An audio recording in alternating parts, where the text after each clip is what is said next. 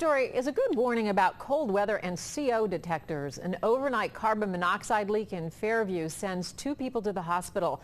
Firefighters found 2 semi-conscious adults and a dog staggering around at a home on Stratford Avenue around 12:30 this morning.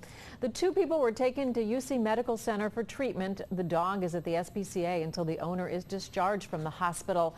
Firefighters say a clogged pipe connected to the boiler and hot water heater caused the high levels of carbon monoxide.